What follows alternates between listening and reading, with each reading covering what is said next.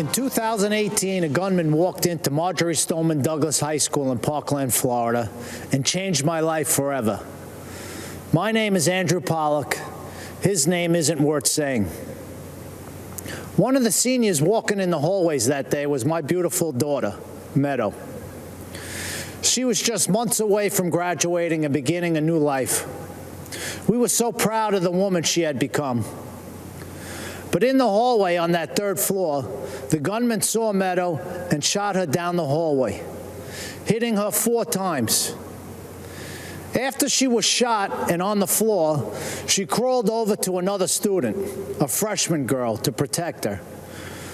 She draped her body over her, and then the scumbag gunman shot my daughter at point-blank range 5 more times, killing Meadow and the girl she was shielding.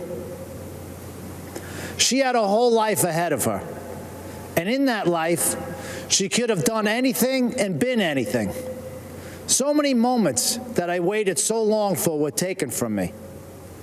I didn't get to drop her off at college.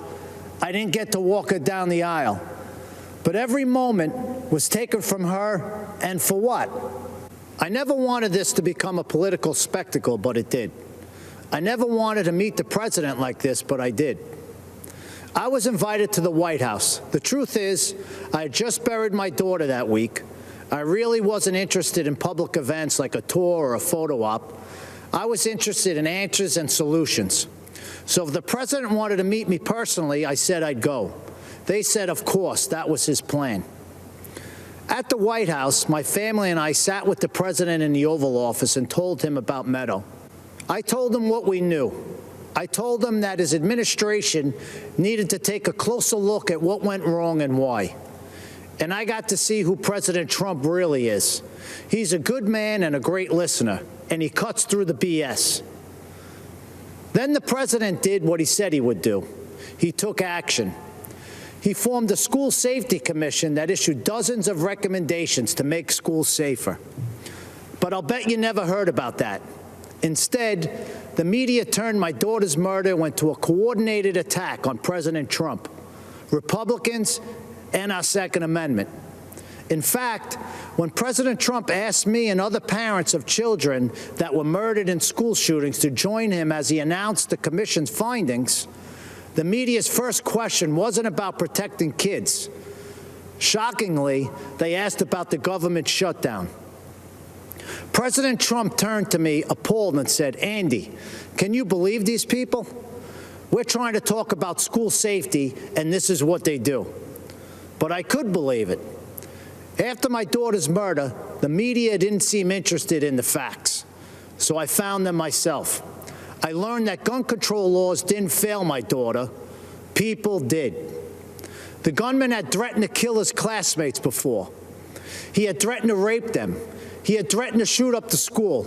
Every red flag you could imagine. But the school didn't just miss these red flags. They knowingly ignored them. Far-left Democrats in our school district made this shooting possible because they implemented something they called restorative justice. This policy, which really just blames teachers for students' failures, puts kids and teachers at risk and makes shootings more likely.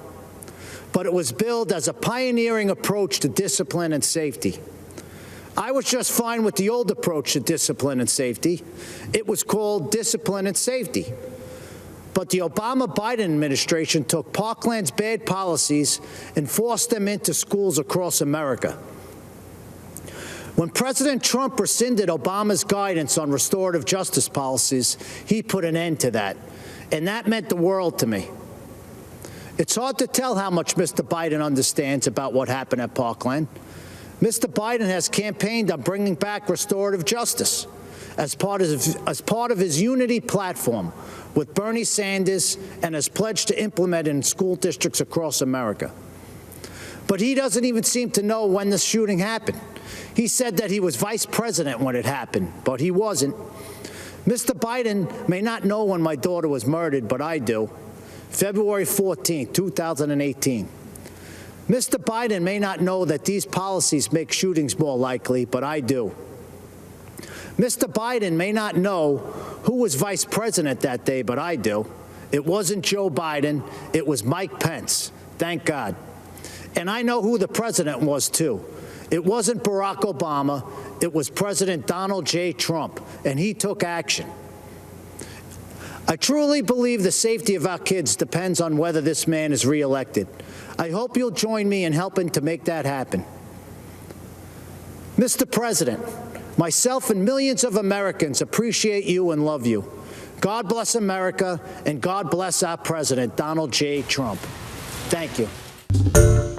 Hi, everyone. George Stephanopoulos here. Thanks for checking out the ABC News YouTube channel. If you'd like to get more videos, show highlights, and watch live event coverage, click on the right over here to subscribe to our channel. And don't forget to download the ABC News app for breaking news alerts. Thanks for watching.